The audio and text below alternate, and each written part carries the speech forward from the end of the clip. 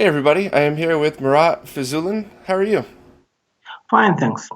So I have been following your work for a very long time. I think it was the early '90s or mid '90s that you started your work on INES. Is that correct? That's not the first emulator that I started working on. Oh, The okay. first was FMSX, which is around 92, 93. Oh, wow. So you were very young when you started working on these, right? Define young. I think I was when I first started working on the emulation. I was 13 or 14 years old, and I think you're only a few years older than me, right? Or maybe you I just was look about younger. 21. Okay, right, yeah. So that's still kind of pretty young to work on these.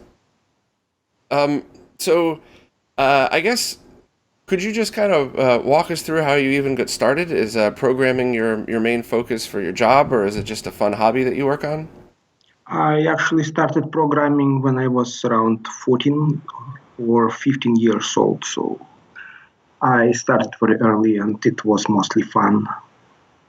Gotcha. And you said your first was the MSX emulator, correct? Yes, the MSX was originally the first computer on which I started programming, so it was natural for me to try writing an emulator for it.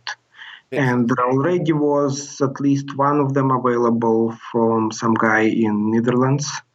So I just came up with a better, more portable version that would run on anything starting with Unix. Gotcha. And how did you even? What was the first step in that? You just found your programming tools and just kind of started disassembling some of the chips that you knew were involved. I mean, how does one even first start a process like that? Well, MSX is very well defined platform. There is no need to disassemble anything since all the hardware is well described. Mhm.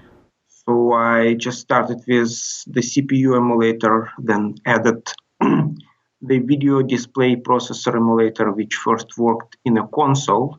So the first pictures from FMSX were rendered as characters in a Unix console.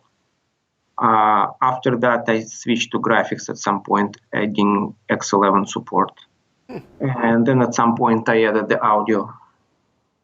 Interesting. Okay. And then was the second one iNest that the second emulator you worked on? The second one was actually VGB, I think, which is the Game Boy Classic emulator. Hmm. That was around 93, 94. I do remember that actually. It was kind of neat because that was the first time I'd played any Game Boy game on a screen that wasn't the Super Game Boy or the Game Boy itself.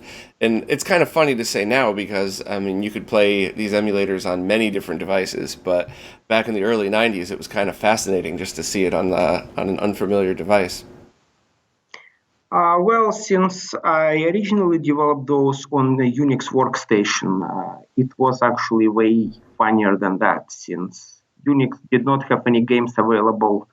Playing Game Boy games on it was pretty much almost the only game in town. And we are actually talking about beasts which were like 6 to 8 thousand a piece, the Unix workstations, not your normal PC.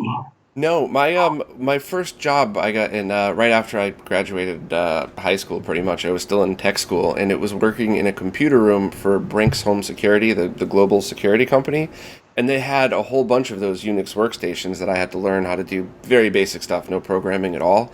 But just actually working with a Unix terminal like that was pretty fascinating because it's something in the PC world that your average person never stumbles across.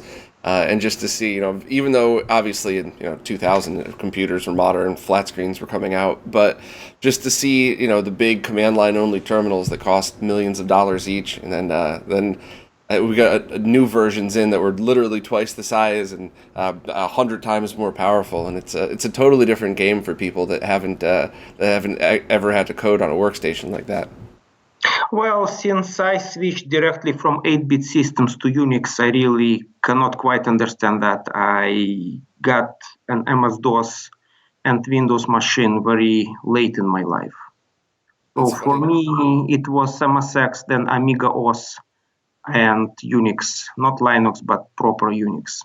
So that actually makes complete sense for that progression because for me it was the original MS DOS on the Tandy 1000. I think it was 2.11 or something to version 2 point something, and I DOS through into Windows and on. So that's why that makes sense. The completely different computer progressions. Well, I did some paid work on those back in Russia, but I never had one on my own, and I really did not need one since it was much less fun than the 8 bits. And then I switched from that to Amiga, which was clearly more fun than your MS-DOS computer. Yeah. When did you move from Russia? 91. Gotcha. Okay. So you just came for school or something? No, we immigrated. Oh, okay. Your whole family. Gotcha. Yes. So I think the first thing that I remember about the iNES emulator is at the time it was the only one I knew that could save audio. I'm not sure if the other ones had that feature, but yours was the only one I was actually familiar with. And I think I thought I was one of the only people in the world that really just wanted the soundtracks for my old NES games. And now I realize it's actually very common. Lots of people want video game soundtracks. But I remember using the iNES emulator to extract that, and I believe it was actually Kevin Horton that created the NSF format to do it. How did you implement that in? Was that something? Were you a fan I of video think game music? your memories are slightly incorrect, since INES never supported the NSF format and it still does not support that.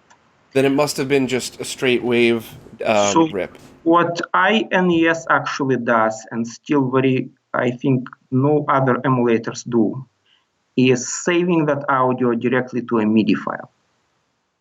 That's right.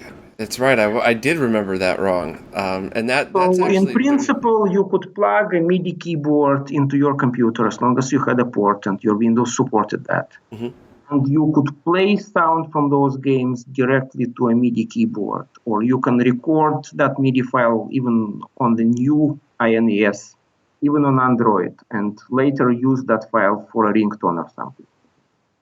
That's There is right. no specialized formats involved. So I do. I remember at one point you had offered a couple of different versions with different support for it. I think there was a. I mean, I'm still talking back in the '90s now, not any of your mobile Android ports, but you had the Pro version and the free version, correct? For INES, Yes. actually, I think I never had a free version. There was a version for Unix, different Unix versions, which was free, Hmm. but the MS-DOS and Windows binaries were only available for a fee. And the main reasoning behind that was that whoever is willing to pay that fee is hopefully not going to pirate the games. They will actually bother to buy the official copies before using a ROM dump. Makes sense. That pretty much led to people just pirating both the games and the emulator, but such is life. It is, and it's actually I've wanted to interview for a while and tell you this story and get your reaction because I was 13 or 14 years old. I was very young. We didn't have much money, so I couldn't exactly just start buying everything that I wanted. And I remember one website leaked the iNES, and that was how I first discovered it. Because even today, when I like to try software before I buy it, because even with the video production stuff I was doing, I tried 5 different softwares before I found the one I liked. So I remember trying yours, and then you had posted your phone number for support in the paid version. And I think at 13 years old, maybe younger actually, it might have been 12, I tried calling you to ask for support. I think you're slightly incorrect here because the documentation for INES, either free or paid version, never included my phone number. You may have picked up that from my resume or something, but not from the INES documentation. It's possible. I do remember calling you, and then I remember asking about having trouble saving a file or something, and you were very polite, but you just said, did you pay for it? And I got nervous and hung up the phone. So yeah, when I saw your name pop up after I'd started RetroRGB, I always said one of these days I have to go back and interview him and tell that story because it was very embarrassing. I basically stole your software to try it out and then as a kid called you to ask for help. It's not something I would ever do as an adult, but at 12 or 13, it seemed like an okay idea to me. Very embarrassing. Um, did you actually get a lot of that? Did you ever get a lot of contact from pirated versions? I get people asking me questions every now and then. I Hmm. also get requests for release the version for free. Hmm. It's generally kind of country specific. For some reason, I get a lot of those from Philippines. I have no idea why. But in general, people have learned to just pirate quietly nowadays. Also, I kind of suspect that at the current rate, nobody really expects support for any software product. Nobody bothers. Yeah, it's strange because I don't want to say anybody. I guess most of the people that I know that do any kind of software production or really work in the realm of these things absolutely buy the software that they use. A lot of people like me do love to try beforehand, but I think the older you get and the more you realize the consequences, the more people actually want to purchase it. When you're a 12-year-old kid, you don't realize that somebody's trying to make a living off of software. You just, at the time, just put it on a floppy disk and put it in your computer, and it didn't, the connection wasn't really made. But I think most of my friends nowadays, if especially your Android ports, they would not pirate those. They would actually just buy them and use them. Well, my statistics generally shows the opposite. Uh, People actually pirate a lot, around Well, how many of five those are times children, more. though? I have no idea. I could probably find out by dumping some statistics from those devices, but I generally don't spy on my customers or non-customers. But in general, I see that for every paid download, there is about 3 to 5 pirates at once. Yeah. And it does not really depend on the price. Even if you put the price at 99 cents, the ratio will still stay the same. Yeah, that's about the same that game designers say as well. And depending on the game, it's the ratio is a lot higher actually. So it's sad. I wish there was a way to have better trial versions of things. And the time limit thing works in many cases. So something like an emulator. I think a lot of people once they see the quality of the emulator would actually purchase it. I wonder if that's something that's implemented on. I have also gone the demo route for a couple of my emulators, and in those particular cases, there is no time limit. There is no third party advertising. There is some of my own advertising, which means those emulators show the links to my own stuff. Mhm. And there is a couple of features disabled, like saving states, for example, or applying cheats to the games. What this basically gives is a ratio of about 1 in 10 or 1 in 10 to 1 in 20 who tried the demo is going to install the real thing. And the demos are really usually rated down with a lot of those comments on the Google Play being this thing has features limited. And the author is actually charging you money for the full version, and that basically grants you a 1-star review on Google Play. So that also works to a certain degree, but not as well as you would suggest it. Hmm. I wish I wish there was a way to change that. I like to give back to the people that make the tools that make my life easier. I was very into emulation when I was a kid, and then once I got my first job, I started traveling for work. So I was out of the game for almost 10 years, and now for about the past 6 years, I've kind of gotten back into it. Along the way, it was either tools for the projects I was working on, or when I was traveling, it was just fun ways to play old games on my portable devices. So I really wish more people would contribute, but nothing you could do about it, I guess. No, this is how the world works basically. So the only real way to do this is to somehow advertise so much that the amount of legally bought copies pays enough money to keep maintaining and supporting the product. Otherwise, just there is just way more higher paid ways to make a living. Yeah, yeah. Unfortunately, if almost every aspect of trying to do what you love as a hobby for a living means that you're going to have to take a large pay cut. So yeah, I agree. You have your day job and do your fun stuff on the side, I guess. So how did you make the transition over to some of the mobile things? Was it just kind of a natural progression because you'd already been working in Unix and then of course Linux and Android? Well, I got interested in Nokia Internet tablets at one point, which was at the time when N810 came out.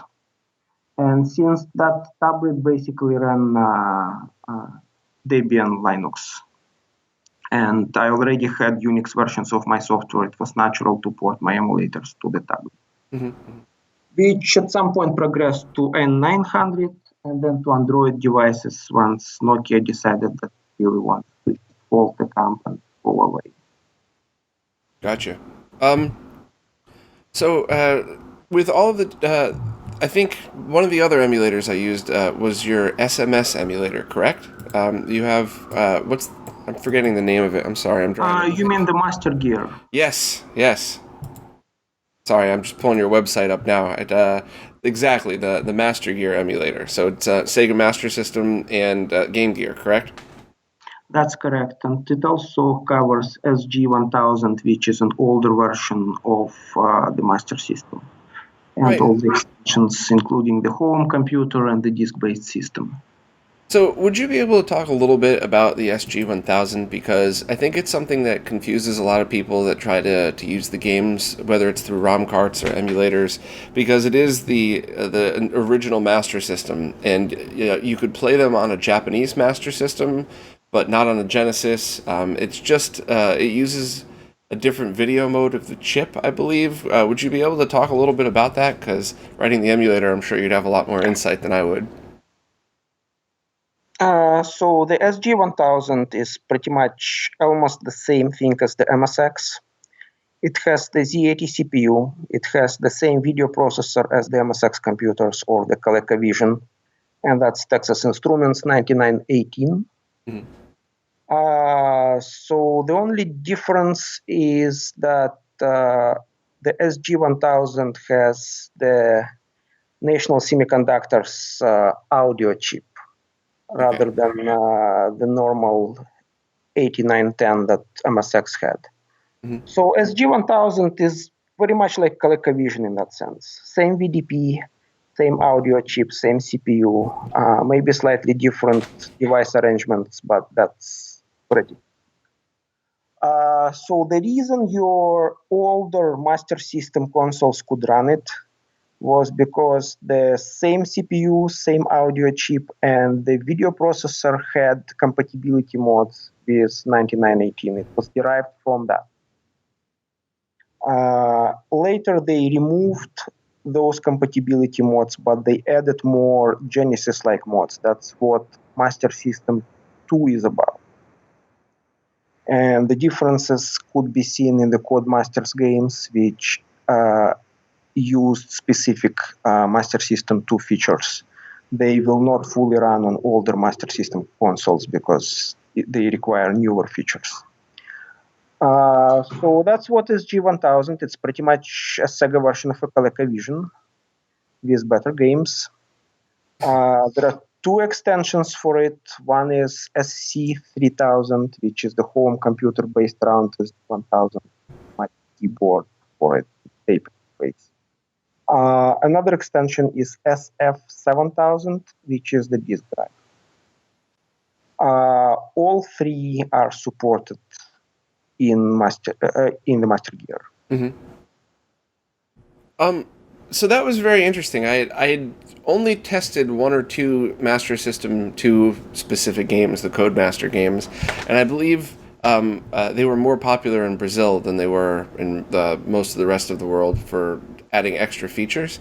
Is it something that you think would be a noticeable difference? Maybe if, like, do you actually see better video quality, or maybe that's the wrong word, like more like an improvement over the older games that don't support those modes?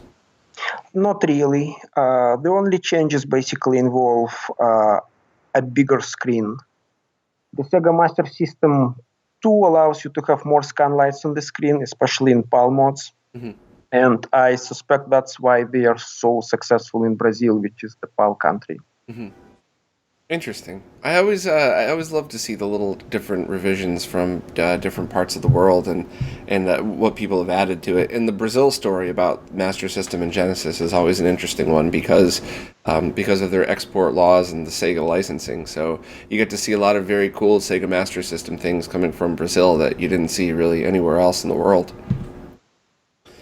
It's, so you also have done the ColecoVision emulator, CalM, which of course, since you said the chips were similar, it must have been a little bit easier than starting from scratch because you already had the knowledge from the other ones, correct? The MSX and the Master Gear.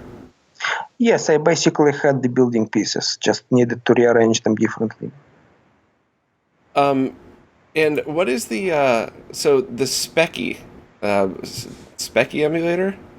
Um, You mean the Sinclair ZX Spectrum emulator? Yes, yes. So I've actually never even seen a ZX Spectrum in person. I have a pretty decent collection, but uh, That's probably because you are US based person. If you lived in Europe, you would have seen it already multiple times.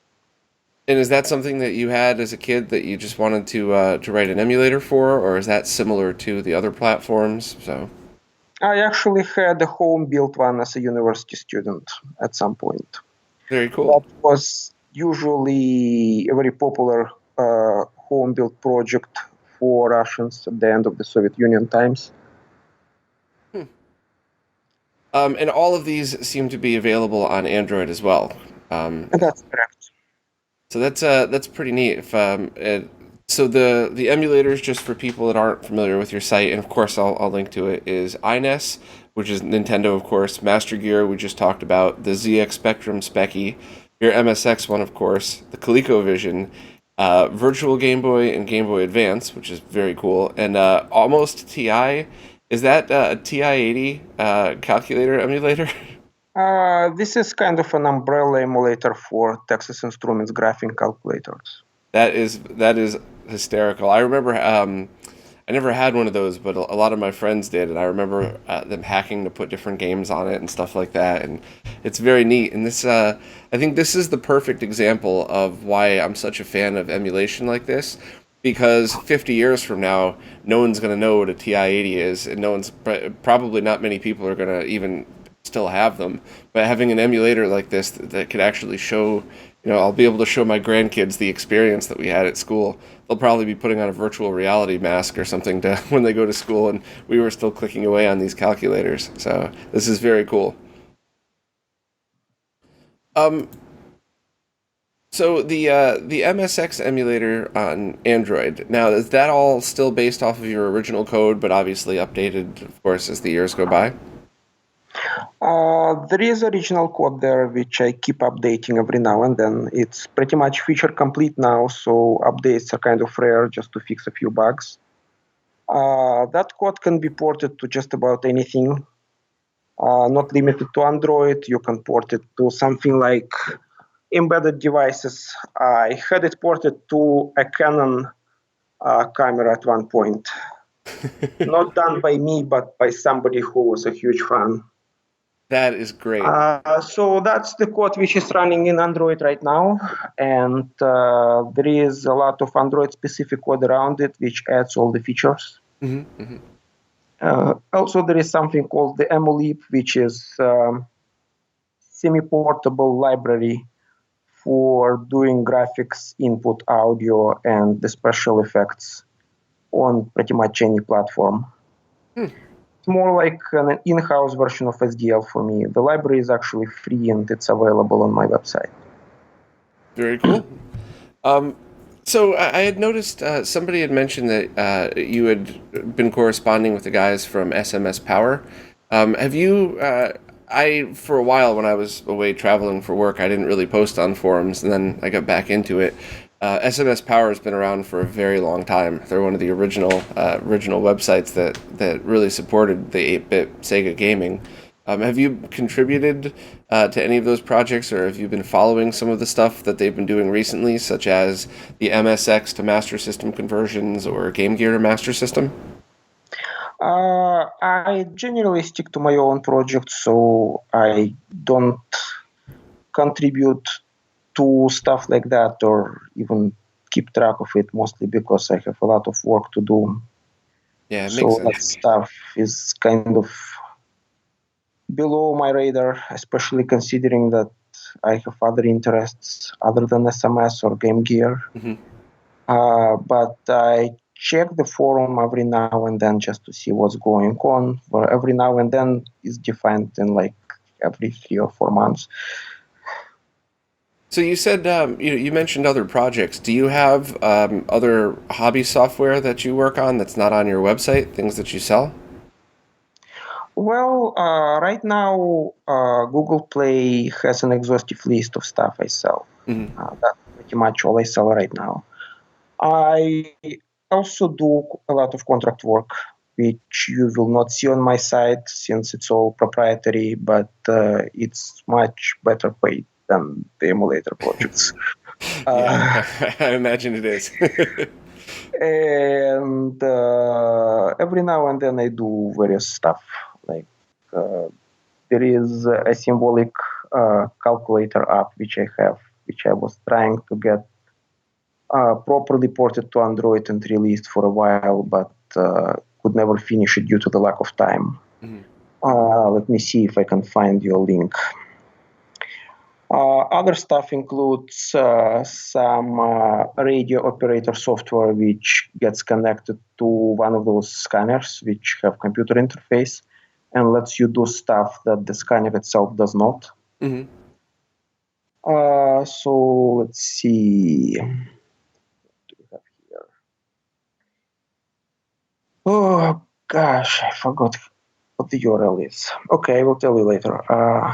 I also have something called the EmuNet, which is a general framework for modeling computer platforms.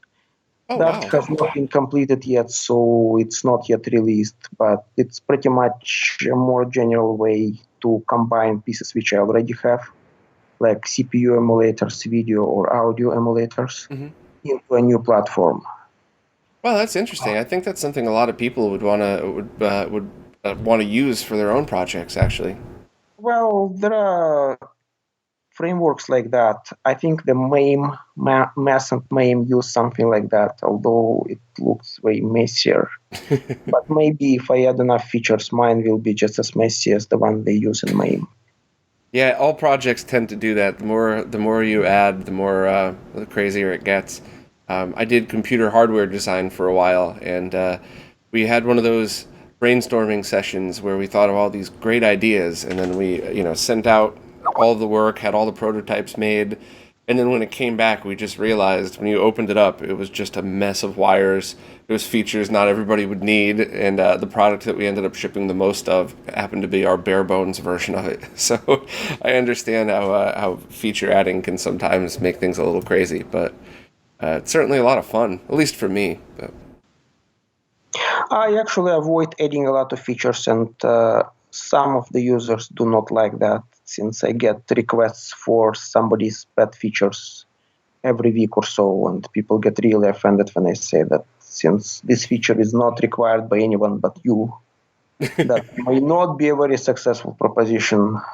I always am fascinated by that actually, by people who think because they need it, everybody else needs it. Um, Luckily, most of the people that I deal with in the retro gaming community are not like that. Very very good people. But you occasionally get, or I occasionally hear things like that as well. It's kind of funny. People should learn to look at things from other people's perspectives. Nothing you can do. Well, I actually usually say the following upfront statement is that the user has just paid $5 for an application, so he is entitled for $5 of support at most. And if he wants me to add a feature, there are basically two choices. One of which is unrealistic and comes down to paying me a lot of money. And the second one is to prove that this feature will be required by somebody else. If that can be proven, I usually add a feature, and a lot of my Android emulator features came to be in exactly this way. Somebody proposed it, I saw that it can be used by more people than this guy proposing it, and so I added. Yeah, that makes But every sense. That's a now and good way to then look at it. there is a freak case where the feature is really just too specific or too complicated to use by anybody else, but the guy requesting it. Yeah, that seems very fair to me, actually. It's that's a good way to look at it. But um, I think I covered everything. I mean, it's of course wanted to thank you for making some of these incredible emulators that I've been using since I was a kid. I wanted to apologize for stealing your software as a kid and then buying it later on in life. It was really cool to get insight into some of this. Was there anything that you wanted to talk about that maybe I had forgotten to ask? No, it was basically a session of you asking questions and me answering them. Well, yeah, I mean, thank you for taking the time to do this. A lot of No people have problem. been using your stuff for a long time, and I think everybody really loves and hearing from the creator of the work that they use on a regular basis. So I appreciate that. Oh, you're welcome. Well, if I could ever be of any help, I doubt it, but if I ever could, you have my contact info now, and feel free to reach out. And I will leave a link to your website. And you're not on social media at the moment, correct? I am actually on social media. Oh, I missed that. I'm sorry. Oh, Twitter. You're on Twitter. I'm on Twitter and I'm on Google Plus. Gotcha. I will leave those links as well. I'm sorry. I can't believe I missed that. You have the Twitter icon right here on your page. So, And I also usually post periodic updates about my applications to a few forums which are emulation related. I also usually send out a semi-weekly email which is a summary of all updates to my emulator. So if you want me to send one to you, just let me know, give me your email address. It pretty much just lists all the changes that happened to my stuff over a week or 2 weeks. great. Well, thank you very much again, and I'm looking forward to continue to follow all your work.